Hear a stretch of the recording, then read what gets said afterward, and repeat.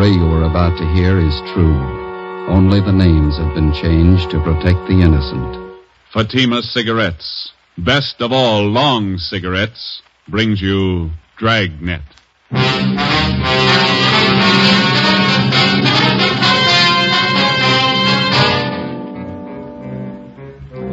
You're a detective sergeant. You're assigned to homicide detail.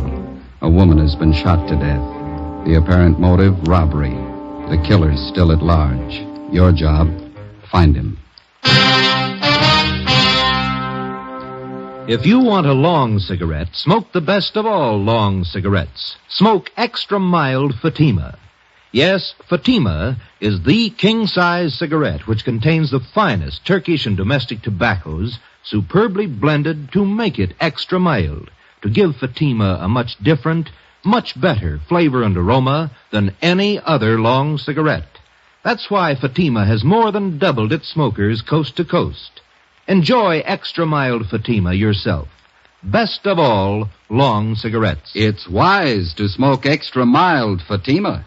It's wise to smoke extra mild Fatima.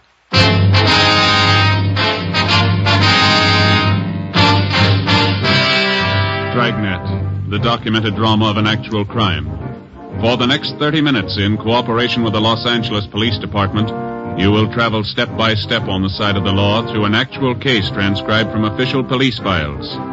From beginning to end, from crime to punishment, Dragnet is the story of your police force in action. It was Friday, March 16th. It was damp in Los Angeles. We were working the night watch out of homicide.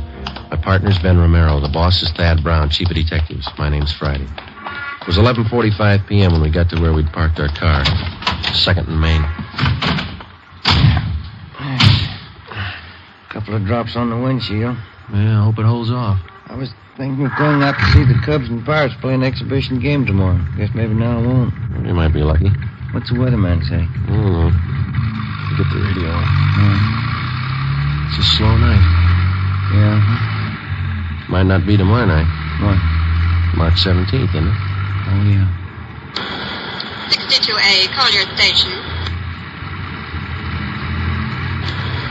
All units in vicinity of 102 South Virgil, 211 and shooting, code 3. It's a hot one. All units in vicinity Out of first, 102 please. South Virgil, 211 and shooting, code 3. Unit 13, take the call. Happy St. Patrick's Day. 11:58 p.m. We arrived at 102 South Virgil, the Bartlett Hotel, a 4-story building. Sergeant Scheimer met us in the lobby and informed us that the shooting took place at 11:40 p.m. in room 432, occupied by Mr. and Mrs. Theodore V. Benham. Mrs. Benham was the victim. We went up to the 4th floor where Officer McCready was stationed outside the room. Any witnesses? Only Benham says it was a thief. Did you talk to any of the people on this floor? None of them saw anything. They're all in their rooms. Any other way out of here? That stairway in the rear leads to the roof. I took a look. Nothing up there. Mm-hmm. Where's Benham? Across the hall, lying down. Cox is with him. Okay, let's look at the body. We went into the room, a dreary place with a single light hanging from the center of the ceiling. The carpet was faded and worn in spots. On the north side were a closet and a bathroom. Against the east wall was a dresser. Across the room was a double bed, and at the foot of the bed, a window looking out over the roofs of adjoining buildings and the marquee of a movie house down the street. A steamer trunk was in the corner, and a straight-back chair was next to the door. The mirror of the dresser was smashed, and on the dresser, a Gideon Bible. On the bed was the body of a woman sprawled face down. There were several splotches of blood on her coat. In the chair was a .32-20 revolver, which McCready said belonged to Benham, the husband of the murdered woman. We asked McCready to put in a call to the crime lab, and we went across the hall to question Benham. This is an awful shock. I'm not feeling well. I'm under doctor's care. Hemophilia. It's an awful shock. Sit down, please. Yes. I don't know what it'll do to me. I should be in a sanitarium right now. We'll see you taken care of. Lincoln Sanitarium in Eagle Rock. Could you tell us what happened tonight? Why, yes. My wife and I went out to the Sycamore Cafe over in Alvarado. What time was that? Oh, about 9:30. We had a couple of drinks and something to eat, and listened to a piano player, then came home. I unlocked the door, and Elizabeth went in first, went over to the dresser. I just walked over to her when a man stepped out of the closet in back of us. He had a gun. Mm-hmm. Can you describe him? I don't know. Did you see his face? No. He had a blue bandana over his face, and he had a cap on, a blue and white check. Did you notice his clothes? No, I didn't. Anything else? He seemed very nervous, and he wasn't holding the gun still. My wife was opening her purse, and I said, well, I haven't got very much, but I'll give you what we have. And he fired and hit Elizabeth. I pulled my gun from my overcoat and started shooting. Are you in the habit of carrying a gun? No. I'd noticed suspicious-looking men follow me lately, so I bought one. Is this the gun here? Yes. Then what happened? Well, I fired all the bullets. I don't know how I missed. The room was small. He kept moving around all the time. Mm-hmm. But I guess I did miss. Then he ran out of the room. About how old would you say this man was? Officer, I haven't the faintest idea. See you a minute, Sergeant? Sure. We'll be back, Mr. Benham. This has been an awful shock to me. Wonder how his wife felt. McCready told us that Sergeant Scheimer had found a woman in the Nevada Hotel next door who might know something. We went next door and questioned Mrs. Caroline Cromwell, a resident of the hotel. She occupied room 415 on the top floor. She told us that about 20 seconds after she heard the shots, she looked out the door of her room and saw a man come down the back stairs, which leads to the roof of the hotel, and enter room 402. She'd seen the man several times and was positive of her identification. Sergeant Scheimer said the man was registered as Jack Morrison. We went to room 402. Try it again. Who's that? Police officer. What do you want? I'd like to ask a couple of questions. I was going to bed. We'd like to talk to you. Won't take very long. All right. What do you want to know? How long you been in your room? About 10 minutes. Why? Where were you? To the movie? Which one? Right down the street. Why are you asking me all these questions? You been drinking? A little. Not much. Mind if we look around a little? I was out all the time. I didn't know nothing about a shooting. And you won't mind if we look around. You won't find nothing here. These all the clothes you've got? Yeah? This your coat? Yeah. Yo. Mm-hmm. You wearing this tonight, were you? No. It's the only coat in the closet. What'd you do with the coat you were wearing? Guess I was wearing that one. Did you spill it? What? A bottle of whiskey? It broke. How? How do I know? Got a hole here in the sleeve. What'd you do with the broken bottle? Threw it away. Where? I don't know. On the street. Joe, I found something. A shirt. Stuck down between the wall and the bathtub. Looks like blood on it. Is this yours? Where's the shirt you wore tonight? Take off your pajama top. Why? Take it off. All right. But I didn't have nothing to do with that shooting next door. What happened to your arm? Guy shot at me. Who? I don't know. I bought a bottle and had a couple of drinks and went to the movie for a little while. Would you mind moving away from the bed, please? No. Thank you. I came out of the movie because I was getting dizzy, and I went up on the roof here to get some air. While I was standing there, a guy ran across the roof and shot at me. What'd the man look like? I don't know. He came from the roof of the hotel next door and ran into this place. How big was he? It was dark. I couldn't see. What'd you do? Well, after I was sure he was gone, I came down. I was going to have my arm fixed in the morning. Better get your clothes on.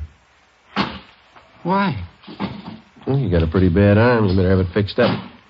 We'll take you to George Street Receiving Hospital. It's all right. I don't have to go there. Find anything, Ben? No. You got a clean shirt? No. Well, you better wear your pajama top then. Oh, here's something. What did you say your name is? Jack Morris? Here's a card I found in the closet. It says, Tommy Kane, report for work, Joe's Cafe, 8 o'clock, March 1st. Who's Tommy Kane? That's me. Where are you from? Elgin, Illinois. How old are you? I'm 22. Why'd you leave Elgin? No work. I've been bumming around. You ever been arrested? I was picked up on a vague charge a month ago. Here? Yeah. I don't know why you guys are bothering with me. When somebody gets shot, we bother. 1:30 a.m. We took Kane to Georgia Street Receiving Hospital, where they found that a muscle in his upper right arm had been severed and the right side of his chest was bruised. Before taking him to Ward 1300 General Hospital for further treatment, we took him back to the roof of the Nevada Hotel. Still trying to rain. Yeah. Well, where were you standing when you got shot at, Kane? Right over there. I was leaning against the bricks. Where'd the man come from? Out of that door in the other roof? Roof of the Bartlett Hotel? Yeah. Was he running when he shot at you? Yeah, he was. Where'd he run? Right across here where we are. Then he went through this door here into the Nevada Hotel. Did you notice anything unusual about him? Well, his face was covered with a handkerchief, and he wore a checkered cap. Thought you said before it was too dark. Well, I could see that. I mean, I could see that. I couldn't see his face. And you were standing over there by the parapet? Yeah. About here? Yeah, that's it. Mm-hmm. All right, let's get over the roof of the Bartlett. It's a little high. Can I help you over? No. Come on, Ben.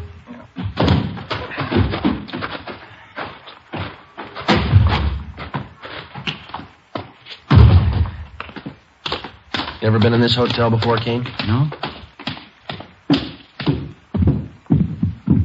Everything all right, McCready? Yeah. Crime lab's here, checking the murder room. Benham awake? I think so. Mr. Benham? Yes? Mind if we come in? Of course not. You ever seen this man before? Let me see. Can you stand over there in the light? My eyes aren't as good as they used to be. Okay. Move over there. How's that? That's better. This the man who shot your wife? No, that's not the man. We left instructions for another car to take Theodore Benham to the Lincoln Sanitarium in Eagle Rock. We took Kane to Ward 1300 General Hospital. 2:42 a.m. We arrived back at the Bartlett Hotel, where police chemist Ray Pinker had finished his examination. 3 slugs, .38 caliber, and 5 slugs, .32-20, were found in the mattress and the walls, all on the same side of the room. On the floor of the room were found a piece of white cloth and some brown threads. Ray Pinker returned to the crime lab while Ben and I made a search of both hotels, the incinerators, the alley, and all likely places for the missing .38. It was not found. 3:48 a.m. Ben went to the record bureau to check on any possible criminal record Kane might have had. I went to the crime lab to see what Ray Pinker had found. Nothing on this one. It's been a clean miss. And nothing on these 4 .32-20s. Mm-hmm. Where'd you find those? Dug the .38 out of the window frame. 32-20s are in the south and east walls. How about the others here? Well, on these 2 .38 slugs, I found minute portions of threads. They compare with the dress and coat worn of the deceased. Mm-hmm. Hi. Hey, Ben. I checked Kane's record. He told the truth. Nothing more than a vague charge, huh? No. How's this coming? There's threads on 2 of the .38 slugs. And on one of the 32-20s. Same kind of threads? Yeah, the same kind. 32-20, that's the gun Benham used. Yeah. Did you check the cloth yet? I will right now. Benham must have been shooting an awful while. Where'd you find that 32-20 slug, Ray? On the floor near the bed. Nothing on any of the other 32-20s. No. Yeah, this piece of cloth matches the shirt. How about the coat and those threads? Got only a couple of threads that might match. Let me have the coat. Here you are. We better have Benham take another look at Kane, huh? Yeah, I guess so. I could use a cup of coffee. How about you? As soon as we get finished. How about it, Ray? I've got to make it. Yeah, they match. Well, that's it, huh? Oh, one more thing. Yeah. Fresh stains on the carpet of that room. What kind? Whiskey. March 18th, we picked up Benham at Lincoln Sanitarium and drove him to the General Hospital. 3 times he asked us to stop someplace so he could have a drink. We told him he'd have to wait. We arrived at Ward 1300 at 1:40 p.m., and Kane was brought out. Take a good look, Mr. Benham. No, that isn't the man. I'm sure of it.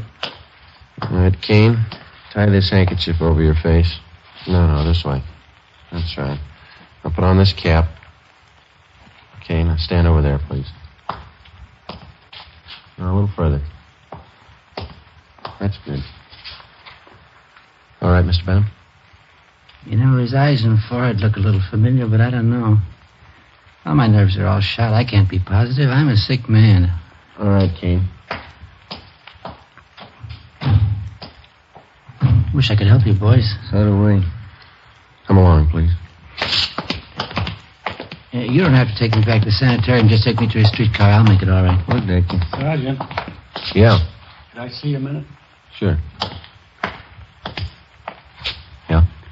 Did you notice anything when you first brought Kane out of the ward? No.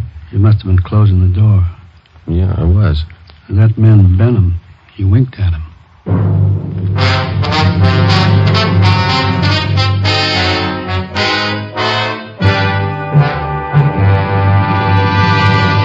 You are listening to Dragnet, the case history of a police investigation presented in the public interest by Fatima Cigarettes. If you smoke a long cigarette, it will be in your interest to listen to a typical case history of a Fatima smoker. It's the case of Dick Hyland, sports columnist for one of the great Los Angeles newspapers. This is his actual signed statement.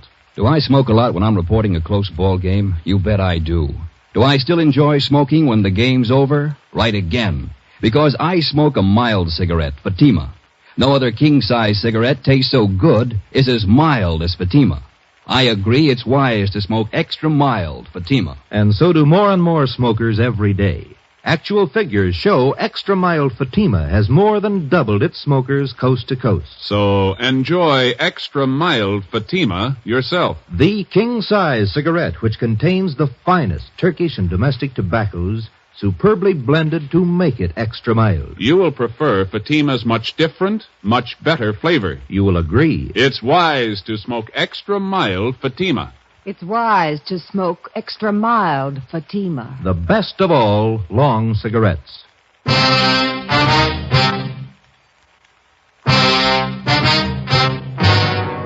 We took Benham back to his sanitarium. On the way, he asked if he could be excused from testifying at the inquest and preliminary hearing. We told him it couldn't be done. 7 p.m. Ben and I returned to the general hospital and took Kane into a small room adjoining the prison ward. After 3 hours of interrogation, he stuck to his story. Cigarette, Kane? Thanks. How's the arm? All right. Hurts a little now. When you guys going home? When we get a straight story. I've been telling you all I know. Yeah, you've been telling us the same story for 2 days, but it doesn't hold water. What do you mean? How do you account for the fact that parts of your clothing were found in that room? I told you before, you must have made a mistake. No, it's no mistake. And Mr. Benham's starting to think he recognizes you. What? Why'd he wink at you? He didn't wink at me. We got somebody here who saw him. And he seems to think whoever did the shooting didn't take the gun with him. When we drove him back to the sanitarium, he asked us if we found it yet. He thinks we will. How long has Benham lived in L.A.? A long time. How long? Why do you want to know how long he's lived here? Is a dead woman really his wife? Well, certainly she's his wife. Why? Where's he been since the shooting? In the sanitarium in Eagle Rock. What's the matter with him? Hemophilia. You know what that is? No. You sure that was his wife? Positive. She wasn't a stool pigeon? Stool pigeon? Where'd you get that idea? You guys never saw her before? Never. You never heard of her? Kane, what's eating you? Did you check on her? We always do. You don't make mistakes on anything like that, do you? Not off. Look, she was a pretty nice woman from all we could find out. Happily married for 30 years. Something's wrong. What, Kane? What's wrong? Hold that up. Yeah? Yeah. What'd Benham say about me? We told you. He says you look a little bit like the man. Did he say anything else? He winked at you, Kane. Why? She wasn't a bad-looking woman. Wasn't she, Kane? All right, now how about it? You guys swear that was his wife? Yeah. Okay, I'll tell you where the 38 is. Where? The mattress on the roof of the Nevada Hotel. Benham cut a hole in it that day. He told me to hide the gun there after the shooting. All right, let's have a look. I don't want anybody to know I'm telling you this. Why? Benham's a real smart guy. He's got a gang. He's in on it as much as I am. Yeah? He double-crossed me. He tried to kill me. I'm going to jail. He's going with me. Maybe he will. Kane told us that he had known Benham for about 2 months. During that time, Benham helped him along by giving him a couple of dollars every once in a while. On March 11th, Benham got Kane a room in the Nevada Hotel and gave him $20 to buy a gun, which Kane did. On March 15th, he gave Kane a blue bandana and a checkered cap. On March 16th, he told Kane that he'd been sent by a gang in Chicago to kill a woman who was a stool pigeon. He promised Kane $100 for his help. Early that evening, Benham told Kane how to enter their room and where to hide. When they came home, Benham stood by the door. Kane stepped out of the closet and, after a few words, shot the woman. As he moved toward the bed, Benham started shooting at him. Kane ran from the room and hid the gun in the mattress on the roof, then went to his room and flushed the cap and bandana down the drain. 11:15 p.m., Ben and I found the gun where Kane said it would be. .38 Special Detective Colt revolver, 2-inch barrel, number 381327. 11:52 p.m., we checked and found no evidence that Benham belonged to any kind of a gang. March 19th, 9 a.m. Ben and I reported into homicide and picked up Captain Steed. We went over to Dr. Wagner to learn his autopsy report. It showed that the deceased had been shot 3 times. 2 .38 slugs and 1 .32-20 were recovered from the victim's body. They were initialed for evidence. 8 p.m., Captain Steed, Ben, and I went to the sanitarium and told Benham that there were a few angles we wanted to clear up before the inquest next morning. Benham got dressed, and we drove back to the Bartlett Hotel. It was raining. I'm still trying to remember what happened. I was very shocked that night. Yeah, I suppose you were. Well, sometimes my memory comes back for a little bit. The red light? Yeah, I see. You know, the man who did the shooting knew you lived in room 432, and he knew you'd be gone that night. How do you suppose he figured that out? Well, I've been noticing that a lot of men have been following me. Suspicious-looking men. I told that to Sergeant Friday, didn't I, Sergeant? Yeah, that's right. Must have been one of them. You ever give money to characters on the street so much they might follow you? Hey, that must be it. Many times I used to do that. I'd be nice to them, and they'd try to make friends. You remember any of them? Yeah, I do. There was old man Dorsey, and Jolly Swanson, and a fellow named Kane. Blaine. Kane? Yeah, that's it, Kane. There you are. The young man you took me to see in the hospital. I'm thinking, I believe that's Kane. Are you sure? Quite sure. He's the burglar. What makes you think he was a burglar? Well, what else would he be? He didn't rifle any of the drawers or steal anything, did he? Must have got there just before us.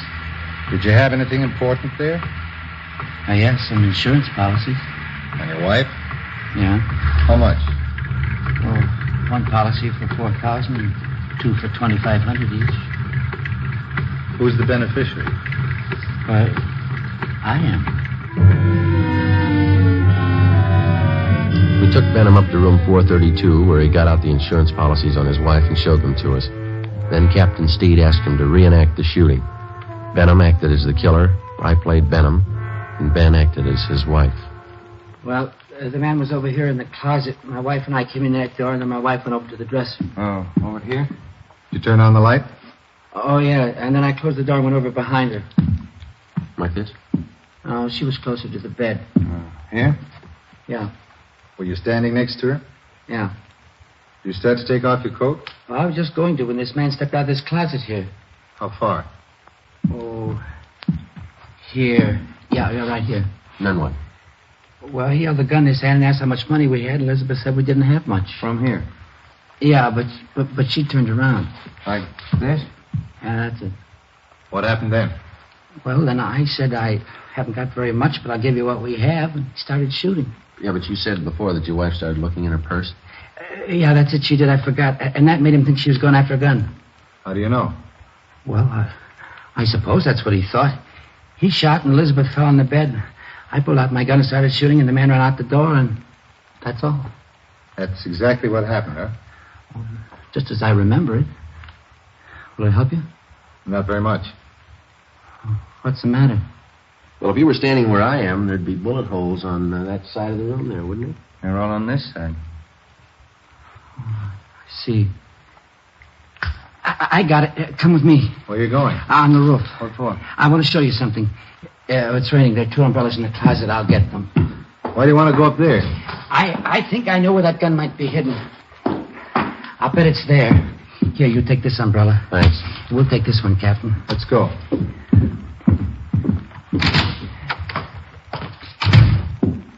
I'll bet it's up there. We'll find him.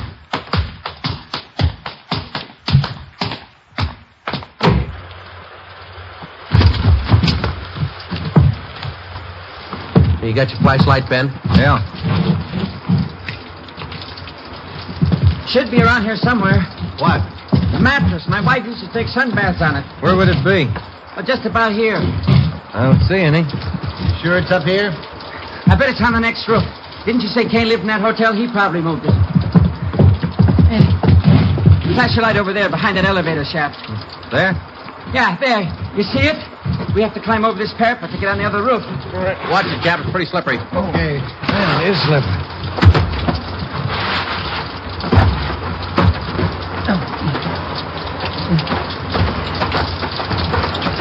This mattress here? That's it. Take a look, Joe. Right. No, nothing here. Did you look all around there? Did you look in the corners? No. Well, that'd be a good place to hide a gun, don't you think? Here, let me see. Might be a hole cut in one of them. No, maybe the other corner. No. Or maybe this one. Yeah, you see, the mattress has been cut. No. No, it's got to be here. Where is it? It's here, I tell you. It's here. I know it's here. I'll find it. I'll find it. You wait. You'll see. I'll get it. I know it's here. I'll find it. You wait, I'll get it. I'll get it. It's getting wet, Joe. We got the 38. Kane told us about it. You ready to talk? Yeah. Insurance. That why you did it? Yeah. I'm a sick man. Let's go, Benham. On your feet. All right. They played that ball game the other day. Yeah? Who won? Pirates 8-7. Sure do like baseball. Must be a real nice business. Yeah. Fans only yell if they never do it. What's that? Kill the umpire.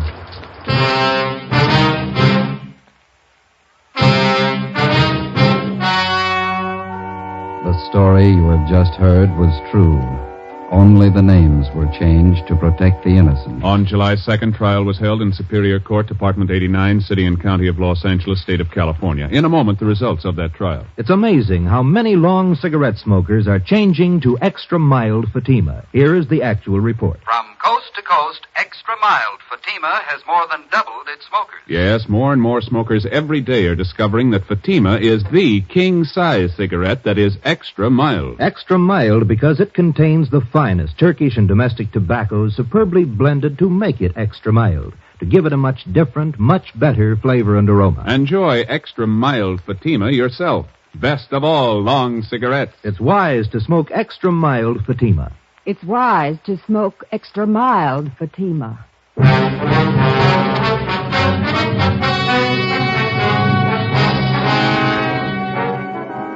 Thomas Kane was convicted of second-degree murder and received a term as prescribed by law. Theodore V. Benham was convicted of first-degree murder and assault with a deadly weapon. He received a life sentence and died in prison 1 year later.